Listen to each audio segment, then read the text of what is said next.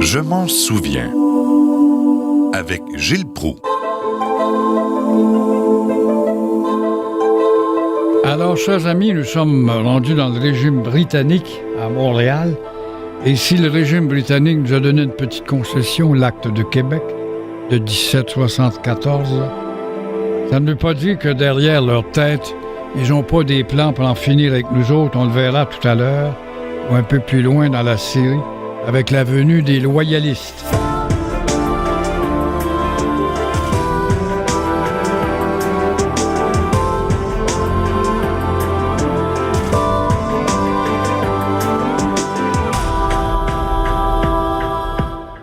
Loyalistes, pas nous autres, certainement, mais loyalistes à l'assimilation, loyalistes au régime britannique. En attendant, Montréal est occupé pendant 7 mois par les troupes de Montgomery.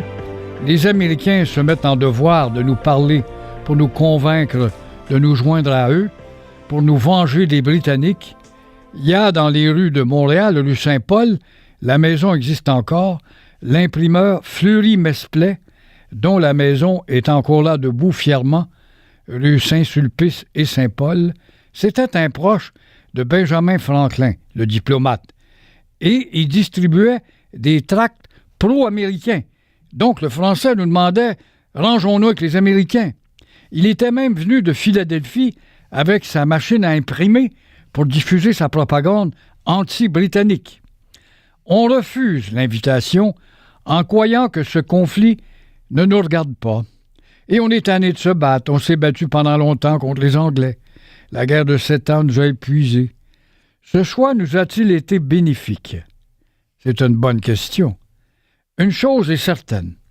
Tout l'héritage britannique architectural de Montréal n'existerait pas si les Canadiens de 1775-76 avaient finalement rallié les Américains.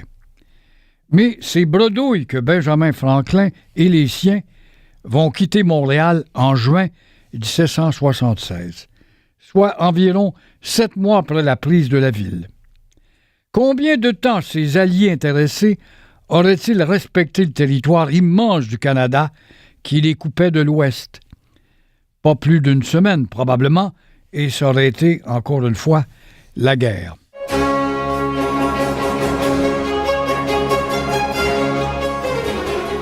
Mais bien sûr, les Anglais ont eu beau nous donner l'acte de Québec. Comme je le disais, dans leur arrière-pensée, ils avaient d'autres plans, nous assimiler par l'immigration. Des Écossais, des Irlandais qui ont été bottés par les Anglais, qui ont perdu leur langue, se rangent malgré tout, c'est plus facile puisqu'ils parlent comme colonisés, ils parlent déjà la langue du maître, viennent grossir donc les rangs de Montréal qui deviendra une ville anglaise. Mais il y a pire, c'est l'arrivée des loyalistes américains, si on veut, ou de la Nouvelle-Angleterre, qui sentent que Washington gagne du terrain pour faire des États-Unis un pays indépendant, une république. Alors eux veulent rester fidèles à la couronne anglaise, cognent à notre porte et demandent d'entrer ici. Les Anglais se font généreux. Ils vont être 100 000 monarchistes à venir ici dans le but de nous assimiler. Avant l'arrivée des loyalistes, si furieusement fidèles à la couronne anglaise, qu'ils ont fui les États-Unis, parce que là, les Américains deviennent indépendants, Montréal, avant l'arrivée de ces gens-là, est une ville française sous domination anglaise, et l'on peut dire la même chose du reste du Canada. Non seulement les 100 000 monarchistes qui montent vers le nord entraînent en quelque sorte une première séparation du Québec, avec l'amputation du territoire situé à l'ouest de la rivière Outaouais, qui devient l'Ontario. Mais leur arrivée modifie aussi profondément la mentalité anglo-montréalaise, parce que sur ces 100 000, il y en a plusieurs milliers qui s'installent à Montréal, en Estrie, d'un canton de l'Est, comme on disait, donc chez nous, en Nouvelle-France. Alors, le ressentiment des perdants contre l'Amérique républicaine se reporte sur les Canadiens français. Un ennemi commode parce qu'il est déjà battu. Les loyalistes exigeaient une Amérique du Nord, ils viennent à peine d'entrer chez nous. ils exigeaient une Amérique du Nord britannique, plus britannique que la Grande-Bretagne elle-même. Tout ce qui restait de la Nouvelle-France faisait obstacle à ce dessein de ces bons loyalistes. Et dire que la propagande enseignée par l'histoire nous fait voir ces gens-là comme des gens bons, des gens qui aiment la nature, puis vont devenir des bons cultivateurs, mais ne voient pas l'arrière-pensée et la profondeur de l'hypocrisie qui se cache derrière tout ça.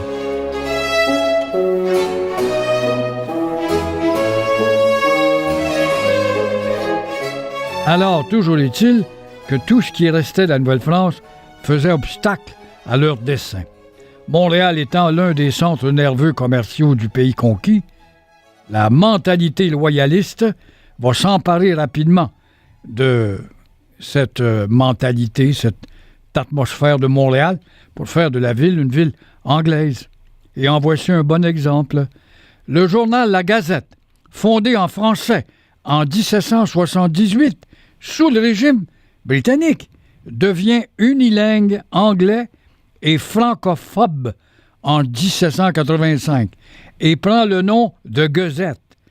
En 1809, Montréal est plus prompt que Londres à célébrer la victoire de l'amiral Nelson sur la marine de Napoléon afin d'humilier les Canadiens français et érige une colonne Trajane, une colonne honteuse, place Jacques-Cartier, en son honneur. Trop lâche et trop faible pour se mesurer aux Américains, les loyalistes se défoulent sur les Canadiens français, les Canucks, comme ils nous appelaient, et leurs anciens alliés, les Indiens. Tous les Indiens qui étaient avec nous autres vont être l'objet de moquerie, d'humiliation. Ce patriotisme britannique animera la communauté anglo-montréalaise constituée de parvenus riches qui ont enfin trouvé un ennemi à dominer, à exploiter et à mépriser. C'est nous autres. Le soulèvement des loyalistes contre les patriotes américains n'exprimait pas seulement le refus de voir un régime parlementaire accordé aux Canucks, à nous autres, c'était une vengeance contre George Washington. Les 100 000 qui s'amènent ici détestaient les républicains. Le Montréal anglais devient alors tellement monarchiste et tellement pro-britannique qu'un malentendu se creuse avec la mère patrie qui envoie des gouvernements issus de l'aristocratie, parfois francophiles, amis des bourgeois cultivés du Canada français. Parce qu'à Londres, on avait encore cette mentalité que parler français, c'était appartenir à la haute société, aux gens raffinés. La France était évidemment un pays très influent, culturellement parlant, et ça influait aussi chez les politiciens anglais, britanniques. L'histoire d'amour des Anglo-Montréalais, eux autres, vont être plus anglais que l'Angleterre, et avec la figure quasi divine du roi ou de la reine d'Angleterre, avec l'impérialisme anglais, ça va durer jusqu'en 1849, l'année où les Anglais de Montréal brûlent le Parlement, notre Parlement, dans le Vieux-Montréal, place Diouville. Brûlent le Parlement canadien parce qu'ils le jugent trop clément avec les Canadiens français, les Canucks. Dès lors, les loyalistes se réfugient en Amérique du Nord britannique. Et là, la Nouvelle-France conquise doit être effacée, limitée, contenue, bilinguisée. Alors qu'en Angleterre, chez les nobles, parler le français est une chose bien vue. Chez les parvenus écossais et irlandais qui jouent au grand seigneur à Montréal, on est fier de ne pas parler la langue de Molière. C'est une autre mentalité qui frise plus le racisme, si on veut.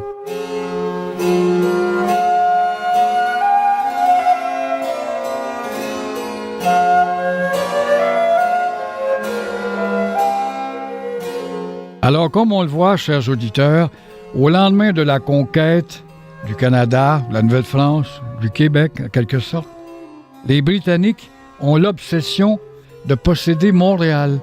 Les Britanniques d'ici. Les Britanniques d'Angleterre aussi. Mais les Britanniques d'ici sont plus fanatisés par le goût de nous éliminer parce qu'on est comme nuisible avec notre langue et notre religion dans les rues de Montréal. Comme les Sulpiciens sont de grands propriétaires terriens. Ils ont été obligés de respecter ça lors de la conquête. C'est moins sur la terre que les Britanniques vont miser, mais plutôt sur l'industrie. Comme on ne peut pas avoir leur terre, toutes les terres de l'île de Montréal appartiennent aux Sulpiciens.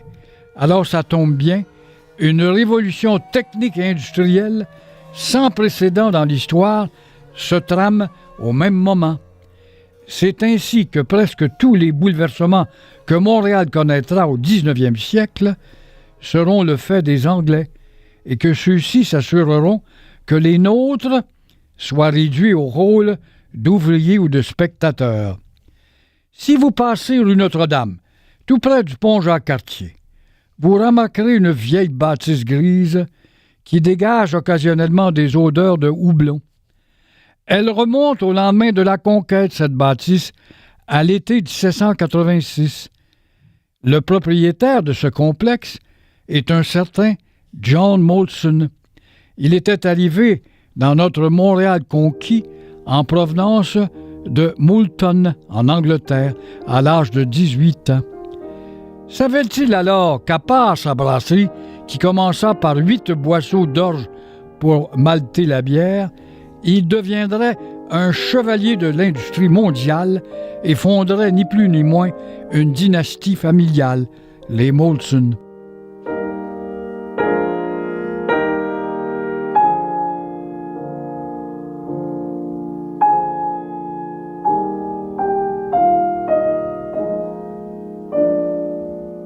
Probablement un peu, parce qu'il était visionnaire, ce John.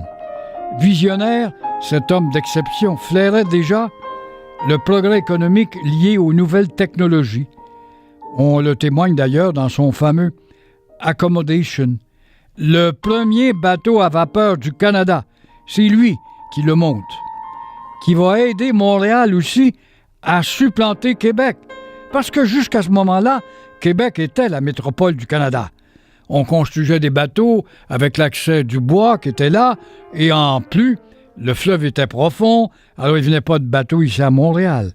Mais voilà que M. Molson pense à sa bière pour l'exporter, veut faire des quais le long de son usine Molson rue Notre-Dame, mais le fleuve est pas très creux et dangereux, alors le bateau à vapeur va inciter Molson à draguer le Saint-Laurent, c'est-à-dire de Trois-Rivières ou du lac Saint-Pierre jusqu'à Montréal. L'intelligence de Molson va lui donner une longueur d'avance sur ses concurrents. Il comprenait ce qui allait arriver avant tout le monde. Il était visionnaire. Molson s'intéresse ainsi à tout ce qui est lié au transport, notamment le chemin de fer, qui va tout bouleverser. Cet homme d'affaires dynamique savait également que dans une monarchie constitutionnelle, aussi oligarchique que l'est alors la Grande-Bretagne, il faut aussi faire de la politique pour la faire pencher en faveur de ses entreprises. Je me présente, élisez-moi, je vais vous avoir ceci, je vais vous avoir des jobs. Molson devient député de Montréal-Est, élu par les Canadiens français. Dans les années 1830, il devient le premier actionnaire du tout premier chemin de fer et fera construire une voie ferrée pour relier la Prairie à Saint-Jean-sur-Richelieu afin de faciliter le transport de ces marchandises jusqu'aux portes de Montréal.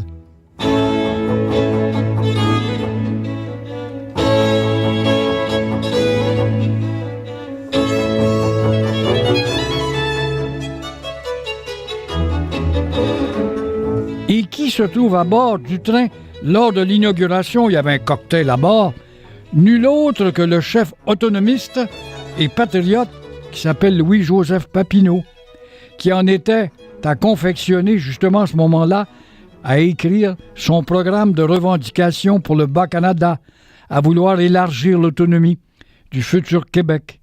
Bien sûr, Molson s'oppose à ça, s'oppose à Papineau. Il a beau trinquer avec lui, il va être très poli, mais il est totalement contre Papineau. C'est un statu-quiste, Molson. Il va même financer un contingent armé voué à battre les républicains qui contestent la couronne britannique, les républicains de Papineau.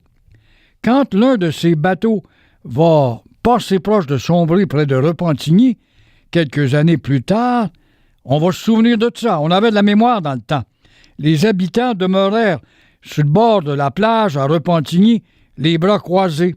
Malgré les help, il n'y avait pas de haut secours, mais des help, ils refusèrent d'aider cet homme qui avait contribué à écraser les patriotes. Vous voyez qu'on étudiait l'histoire dans le temps et on suivait la politique. 2 projets intéressaient tout particulièrement Molson. La construction du canal de la Chine, dont tout le monde parlait depuis plus de 100 ans, sans jamais passer aux actes, parce que le canal de la Chine, ça avait commencé sous le régime français, il ne faut pas l'oublier. Le canal qui sera aussi le théâtre principal de l'industrialisation du Canada et celle d'un hôpital public moderne à Montréal. Même si son projet d'hôpital est rejeté par les députés, les parlementaires du temps, Molson et ses fils, John Jr., Thomas et William, contribuent à la fondation de l'hôpital général de Montréal, sous le seul nom de Montreal General Hospital, bien sûr. Cet hôpital qui est encore là en montant en Côte-des-Neiges, qui s'est bilinguisé grâce à la loi 101.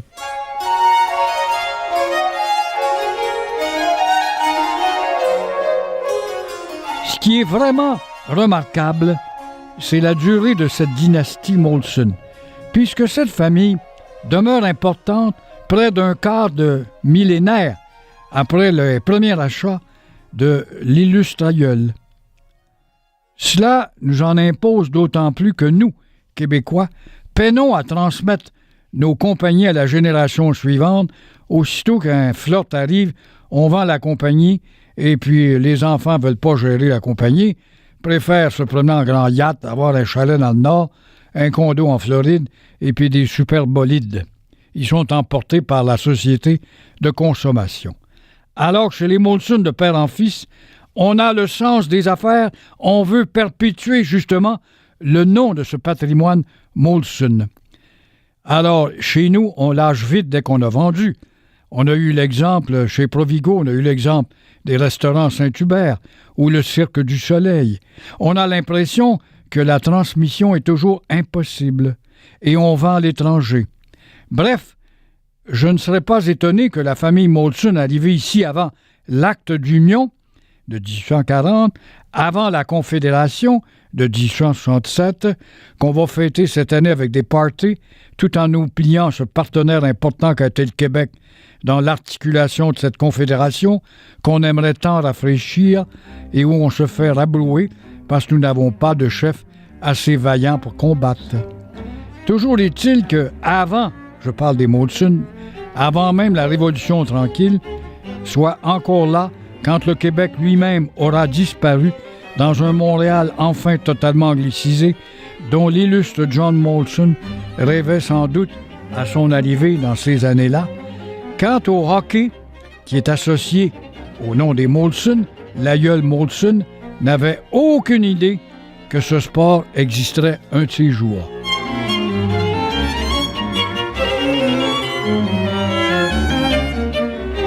Nous poursuivons toujours des grands moments de l'histoire de Montréal à l'occasion de ce 375e où il y aura beaucoup de pétards, beaucoup de rock'n'roll, beaucoup de projections, mais peu de références à ces noms dont j'essaie de vous faire connaître. D'ailleurs, j'ai eu le plaisir, je me permets, de parler de ce livre aux éditions du Journal, Montréal, 60 événements qui ont marqué l'histoire de la métropole, que j'ai eu l'occasion de publier tout récemment avec l'aide de Louis-Philippe Messier, qui a été mon collaborateur là-dedans et recherchiste notamment. Et je parlais tout à l'heure de Papineau qui trinquait dans un train qu'on inaugurait, qui partait de la Prairie pour aller à Saint-Jean-sur-Richelieu. Et il parlait avec Molson, et évidemment, lui, il disait « Je suis en train d'écrire un projet de constitution pour donner un peu plus de pouvoir aux Canadiens français, puisque nous sommes majoritaires au Parlement, qu'on va brûler plus tard, et l'élargissement de cette autonomie ne plaisait pas du tout au John Molson, le fondateur, le premier. Je ne dis pas que les Molson d'aujourd'hui ont cette même mentalité, mais ça reste à vérifier. Toujours est-il que lorsque vous vous promenez à Montréal, il y a là, tout près du pont Jacques-Cartier, une bâtisse que vous regardez et qui ne vous attire pas, ne sachant pas que c'est l'ancienne prison du Pied-du-Courant. Parce qu'à l'époque, elle était sur le bord du fleuve. Avec l'industrialisation, on a jeté de la terre, on a volé de l'eau au fleuve à la faveur du port et de l'industrialisation. Alors, cette prison du Pied-du-Courant, c'est là que furent pendus les patriotes de 1839 pour rébellion. En fait, la rébellion a eu lieu en 37-38, la pendaison en 39. Se trouve au pied du pont Jacques-Cartier cette prison magnifique qui a été classée. Mais c'est un lieu triste, de triste mémoire, qui chaque jour voit passer au-dessus de lui des milliers d'automobilistes. Quand on prend le pont Jacques-Cartier, on voit en bas, par exemple, où on emprunte la rue Notre-Dame, et auxquels la plupart ne prêtent guère attention s'ils connaissent même son existence.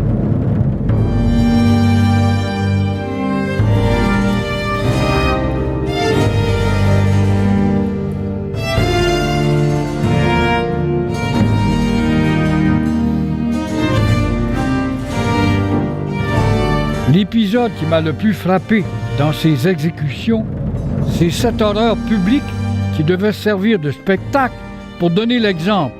C'est la double pendaison. Peut-on imaginer ça, chers amis? La double pendaison de Joseph Duquet. Le bourreau ayant mal disposé la corde autour de son cou, on en avait pendu 12 au pied du courant, ce patriote de 23 ans n'est pas mort instantanément. Loin de là, après une vingtaine de minutes, voyant qu'il respirait, il agonisait encore, on l'a remonté sur le gibet. Après quoi, on l'a attaché, puis on a rouvert la trappe, et cette fois, pour de bon, lui casser le cou et le pendre. C'est inimaginable de penser à ça, mais c'était le régime du temps qui pénalisait ceux qui avaient osé s'insurger au nom d'une démocratie, parce que Papineau se battait pour avoir droit à la démocratie qu'on utilise aujourd'hui et qu'on célèbre à la fête des patriotes. Alors, il avait osé se battre, ce pauvre petit Duquet de 23 ans, incroyable, ce petit Joseph, et le bourreau avait mal attaché sa corde. C'est incroyable d'entendre de telles choses. On ne saura jamais si c'est par incompétence ou par cruauté que le châtiment fut ainsi bâclé. Une chose est sûre, ces morts venaient exalter les partisans de l'Empire britannique qui se vengeaient sur ces Canadiens républicains de la défaite subie en 1783 contre George Washington. Alors c'était la vengeance sur notre dos, après avoir mangé une volée avec l'armée française aux États-Unis. Cette exécution de nature politique a marqué Montréal en faisant prendre conscience à tout le monde de la domination de la couronne anglaise. Il fallait s'y soumettre sous peine d'en subir les conséquences.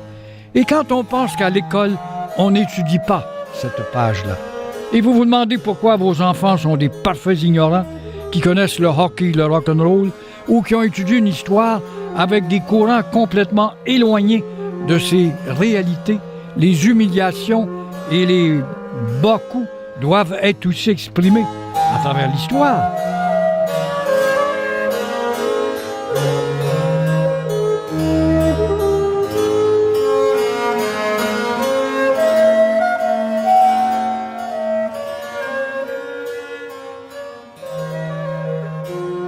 Alors l'échec des Patriotes fut donc une leçon pour les Canadiens français. Dès lors, le recours aux armes fut de moins en moins populaire.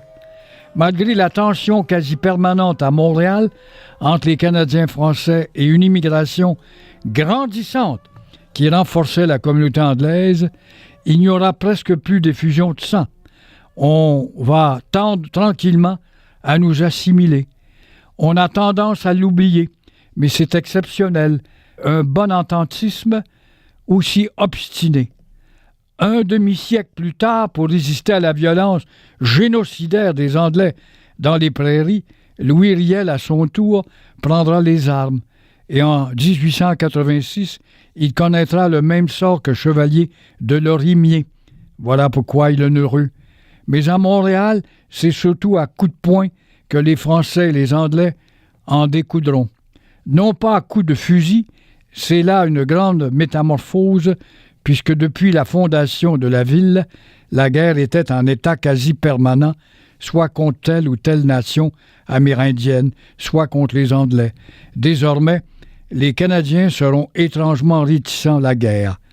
La plupart des émeutes et des soulèvements qui donneront des sueurs froides au gouvernement auront d'ailleurs trait à des conscriptions. Car si depuis les Patriotes de Montréal, on avait renoncé à la violence pour faire valoir ses droits auprès de la couronne, il y avait quand même des maudites limites. On n'avait aucune intention d'aller se battre pour les intérêts de la Grande-Bretagne qui nous a botté le derrière. Lorsque le FLQ, il y en a eu deux, un dans les années 60 et un autre dans les années 70, le FLQ commettra des attentats et des enlèvements en 70, ce qui a horrifié le peuple en général. Il s'est réclamé des patriotes. Les felkistes voulaient reprendre leur combat après 150 ans de pacifisme. Et aujourd'hui, évidemment, au pied du courant, on ne le sait pas, on le sait peu, mais quand on va au cimetière de la Côte-des-Neiges, on voit là l'obélisque, le monument aux patriotes. Cet imposant obélisque marque la sépulture des patriotes enterrés dans le cimetière catholique de Notre-Dame-des-Neiges. Et pourtant, l'Église les avait excommuniés, ce qui devrait les exclure de ce lieu catholique. Mais le Canada français attaché au catholicisme va néanmoins admirer et pleurer ces héros qui se sont tenus debout. Le temps qui passe atténue le souvenir des conflits et réconcilie les anciens ennemis.